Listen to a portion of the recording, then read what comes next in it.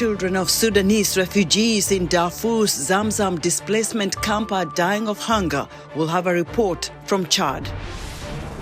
U.S. President Donald Trump says, quote, all hell will break out if hostages held in Gaza are not returned by Saturday at noon. And the World Health Organization says violence in eastern Congo is causing substantial loss of life, trauma, and destruction of essential health infrastructure.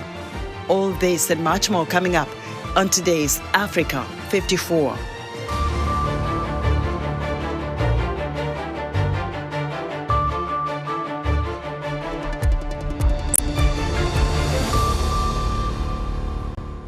Sudanese refugees who have made it to the Chad speak of bearing infants who died in hunger in Darfur's Zamzam displacement camp and say that people are dying in frequent rapid support forces shelling of the camp.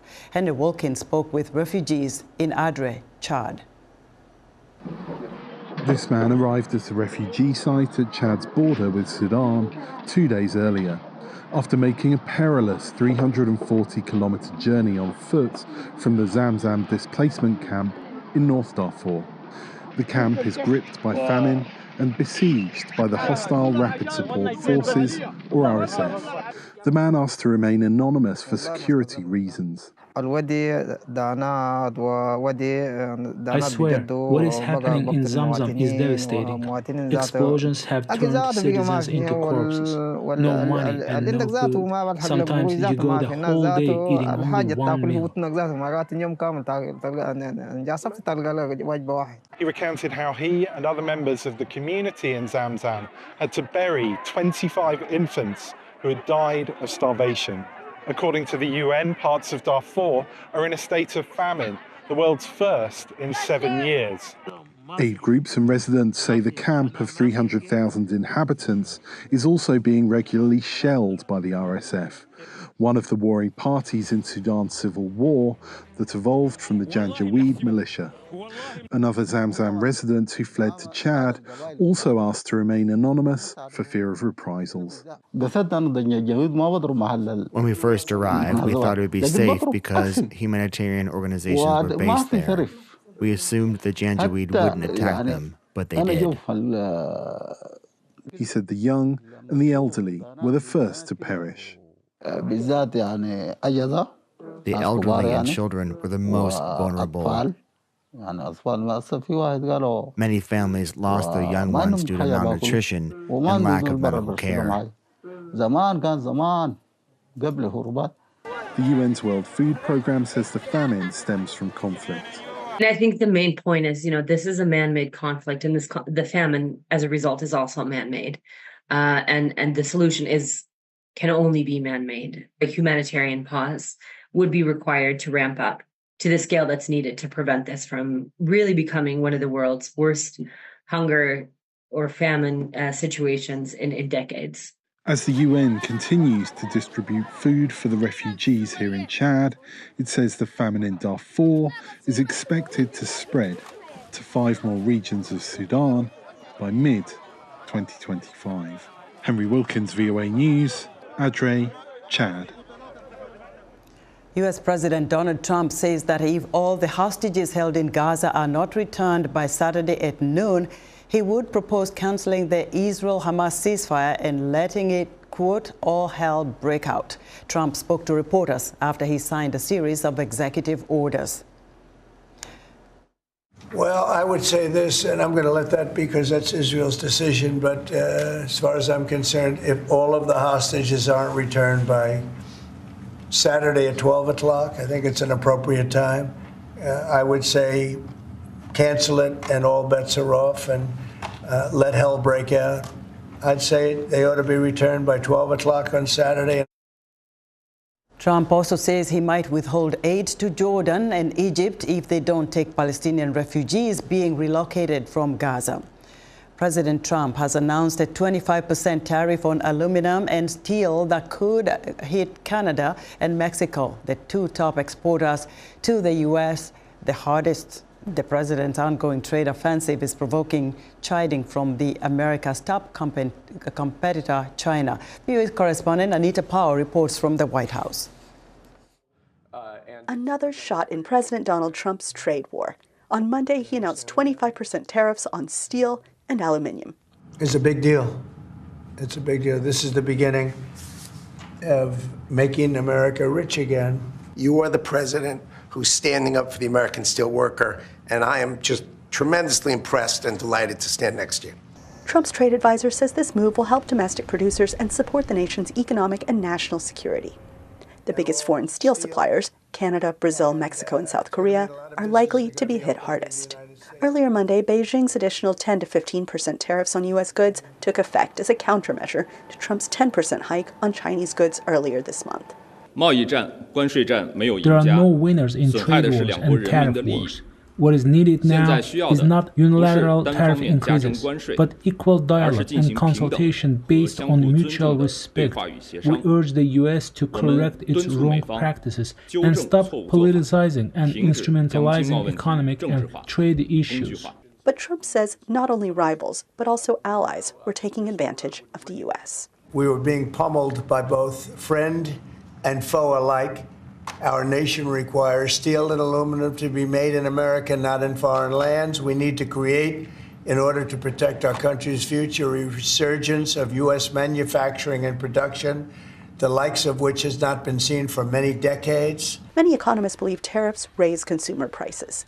Scholars of supply chains and logistics say Trump's move also raises major global policy questions. It's not clear what whether this is a negotiating strategy, whether this is going to be permanent. Is this only restricted to Canada, Mexico, and China as it is now? Or is it going to expand to, the European Union, for example, or even the BRICS countries, of which, Brazil, Russia, India, China, South Africa, and 12 or 14 other countries are part of. These concerns may prompt countries to realign their trade relationships, he said, which will likely alarm producers. Businesses, again, hate uncertainty, so they're going to put everything on pause. That means, there's could be a decrease in production activity, while at the same time the tariffs could have inflationary effects. Some in the U.S. automotive industry, headquartered in Detroit, Michigan, echoed that concern. Sudden tariffs to a system, there isn't a lot of good that comes out of that. Trump has moved lightning fast on this issue in his second term. We'll also be announcing steel tariffs on Monday. Tomorrow? Monday, tomorrow. U.S. trade partners have warned that the tariffs could hurt automakers, shipbuilders, and other U.S. industries. Anita Powell, VOA News, the White House. U.S. Secretary of State Marco Rubio is clarifying the U.S. position in regards to the president's plan for emergency aids relief, or PEPFAR. Rubio says, quote, "It's a program we want to continue. Obviously, we're going to have questions about it. Look, if PEPFAR is working well, it is a program that should be getting smaller over time, not bigger, because you're preventing HIV, you're preventing the spread of HIV, and so people aren't testing positive because their viral load gets down. They're not passing it on to their children." He goes on to say, in part, we're not walking away from foreign aid. We are walking away from foreign aid that's dumb, that's stupid, that wastes American taxpayer money. We're just not going to continue to do those. During a recent visit to Spain, NATO Secretary General called for members to boost military spending in the face of the threat from Russia. Spain spends the least on defense relative to the size of its economy. As Henry Ridgwell reports, U.S. President Donald Trump has singled out Madrid for failing to meet the NATO target.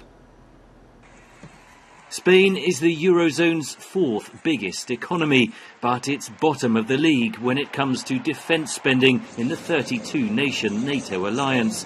Madrid spent an estimated $21.3 billion on defence last year, 1.28% of its gross domestic product, despite a 2014 NATO pledge to spend at least 2%.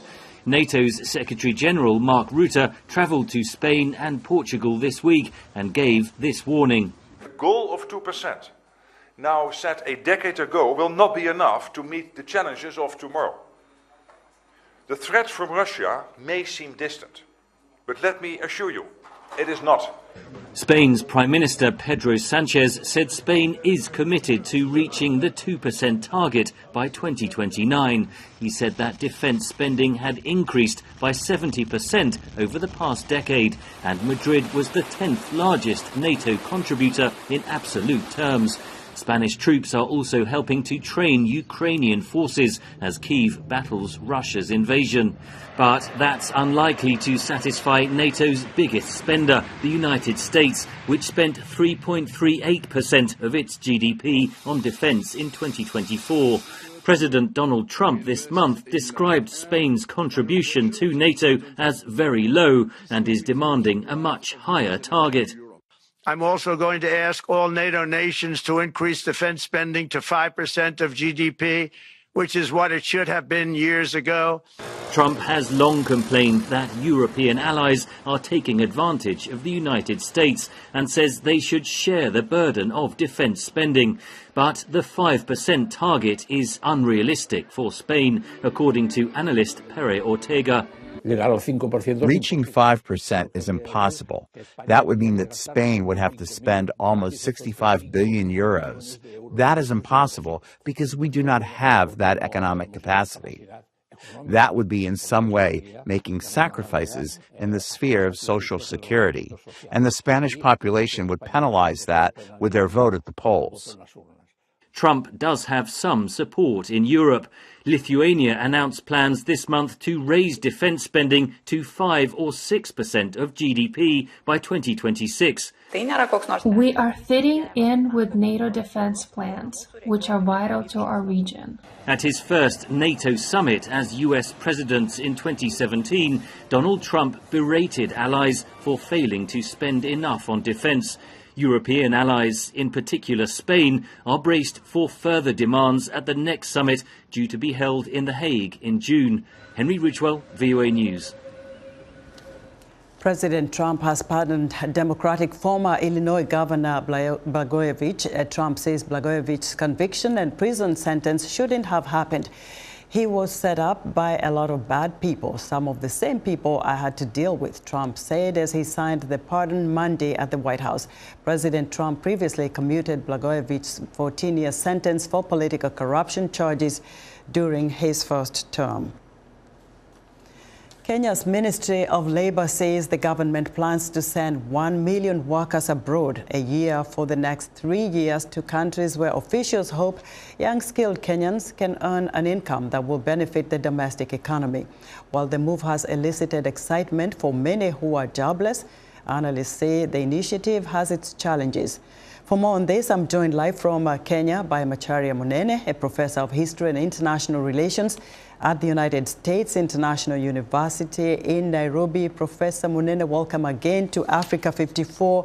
Tell us if the benefits of employment abroad outweigh the risks.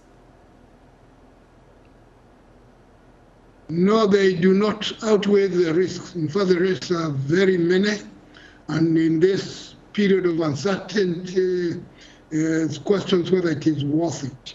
Yes, there may be a few benefits to a few people, but the overall picture is an indictment for the country in its inability to generate a conducive economic environment for job creation at home. So you talk about now the impact of generating income for people because they are looking at, we're going to go to different countries and so we'll get jobs there, but not everybody can do that. But if this trend continues, Professor, what would be the possible long-term implications for the continent of Africa? Well, it's one of desperation and not very encouraging future, because it will imply continued high dependency on things that should actually be used at home, create an environment for jobs, people depending on themselves, as opposed to being dependent on handouts and external goodwill, when actually it should be a mutual understanding and fair benefits. The desperation makes Africa as a continent look desperate when it should not be the case. So does the government, in this case, the government of Kenya, bear any responsibility for the safety of these Kenyans leaving the country for these jobs elsewhere? Yes, Kenya as a government bears a lot of responsibility for the well-being of those people, especially since the government seems to be encouraging this kind of thing. Therefore, it has an obligation to look after their welfare. It has a major obligation, responsibility for that matter. And do you know if there is even a little bit of sort of some information to prepare these Kenyans leaving the country to go abroad in terms of what to expect? First of all, there will be language barriers there. It's not going to be very smooth sailing. Well, the preparation is not very high, as far as we know. There is talk about warning them and some agents being responsible for this or that.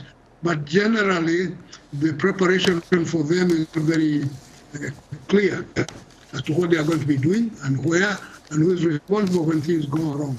It could be better than what is going on. The impression created is that the country, the government, and the state itself is desperate, almost to export its problems somewhere else. The long-term effects may not be very favorable to the country as a whole. Hi, Professor Munene. Many thanks for your insight. Macharia Munene is a professor of history and international relations at the United States International University in Nairobi, Kenya. We're excited to hear what you think about Africa 54 and all our VOA Africa programs on our website at voaafrica.com. Still to come, we'll tell you who is heading to a U.S. territory to home to have babies. Well, stay with us. On the next Straight Talk Africa, a new land reform law in South Africa is causing a stir in the United States and beyond. U.S. President Donald Trump froze all aid to South Africa of what he said are rights violations against some of its white citizens. South African authorities claim the law is attempting to redress racial inequality. Join me, Vincent Makori, in an in-depth discussion of South Africa's Expropriation Act.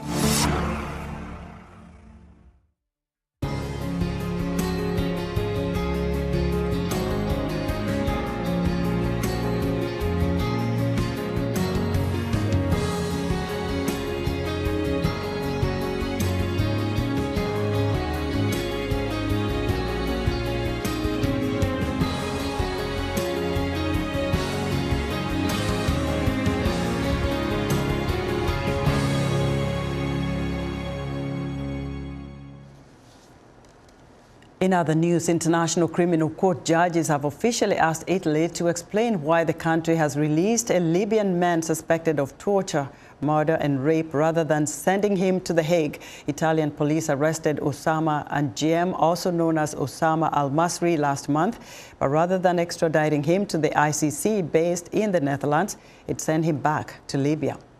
The head of the UN AIDS agency says the number of new HIV infections could jump more than 6 times by 2029 if U.S. support of the biggest AIDS program is dropped. UN AIDS Executive Director Winnie Byanyima warned that millions of people could die and more resistant strains of the disease could emerge.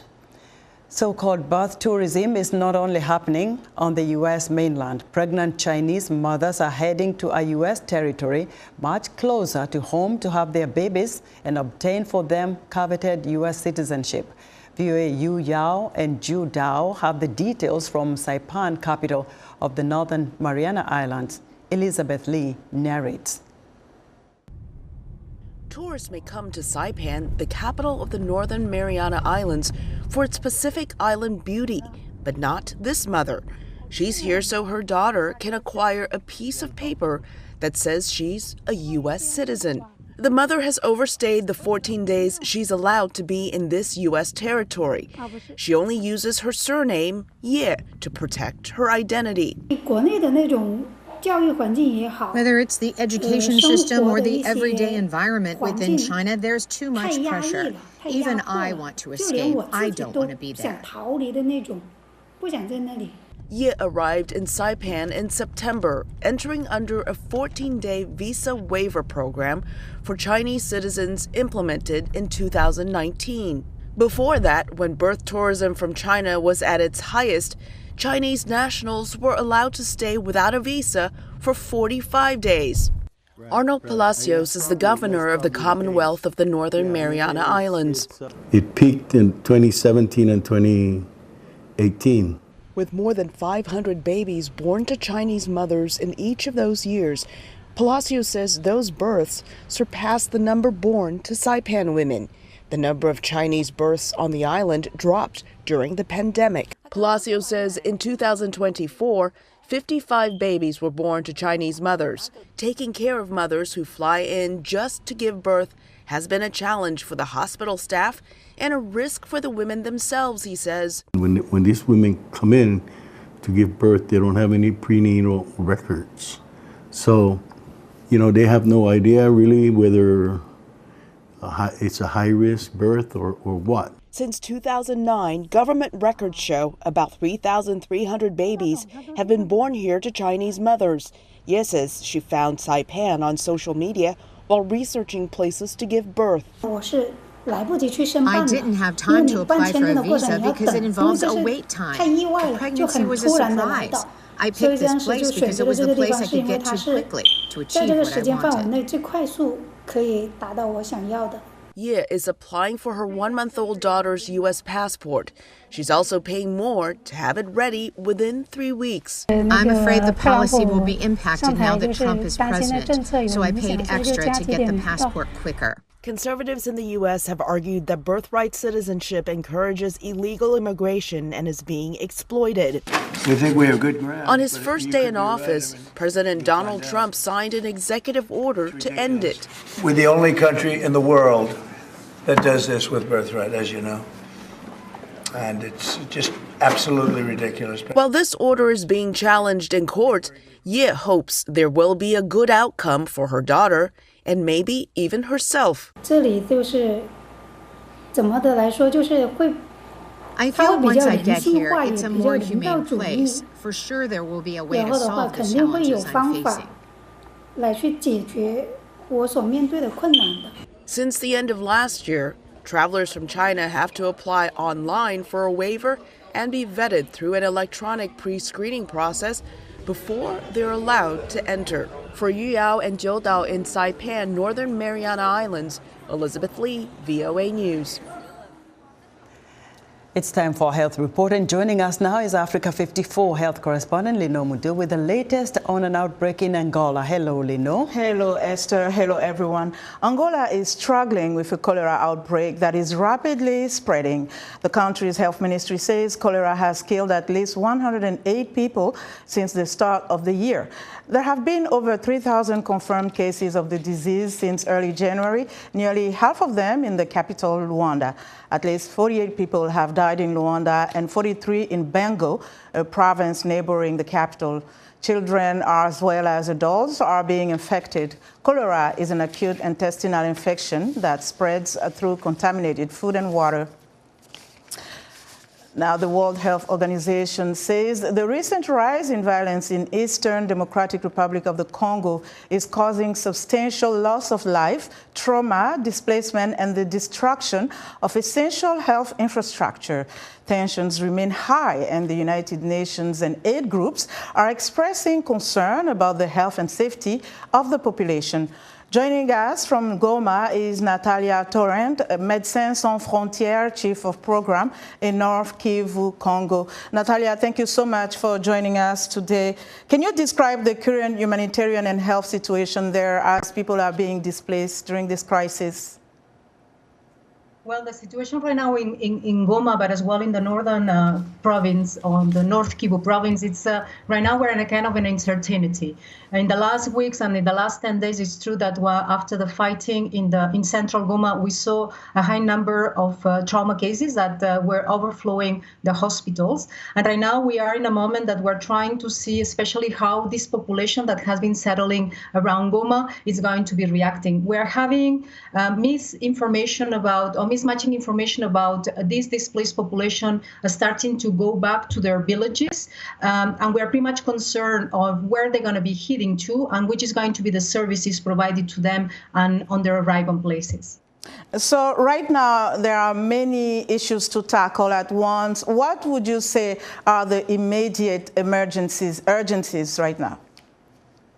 Well, right now, what we are assessing is as well the water situation in town. We know that town has been without water, especially on the peak of the fight. So we're trying to monitor cholera and how these cholera cases may be popping up.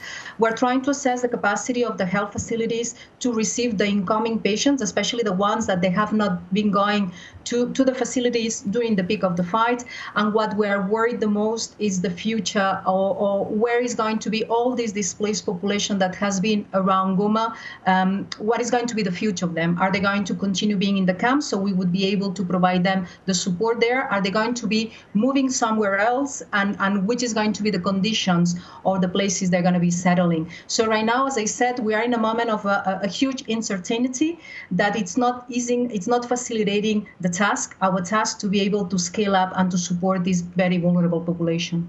So given the insecurity in some areas that are not reachable, how is MSF adapting its strategy to ensure that those who are in critical positions, the critical cases, are reached? Well, right now, MSF, and especially after the peak of the fight and when we saw the security guarantees were granted, we reached again very quickly the camps where we have been already operating even before the fighting was getting close to Goma, and trying to reopen not only the clinics and the activities that we had, but as well thinking what else we could do. But as I repeat, right now, the situation in the camps is not very clear. We have seen a lot of population movements outside the camps that we don't have a clear indication or idea where they're going to be heading to. So for us, it's very complex to see where we would be needed and where we would be needed to scale up. Obviously, we are getting ready. We're trying to identify possible scenarios and seeing the capacity that we will have already in the ground to be able to support this population, especially with acute health needs. And before we wrap quickly, Natalia, what is your message? Well, right now, it's the message is that let's try to see how these things is going to be concluded. MSF is going to be ready to support, but as well, as I said, right now we are a little bit in a uncertainty mode and wait and see as the rest of the population here. Okay, Natalia, thank you so much. Natalia Touran is MSF Chief of Program in North Kivu, Congo. And that's our show for today. Esther? Thank you so much, Lino. Be sure to join Lino Mudu's Health Reports every Tuesday right here on Africa 54, and that's our show for today. Be sure to watch Africa 54 on our website at voaafrica.com. From all of us here in Washington, thanks for watching.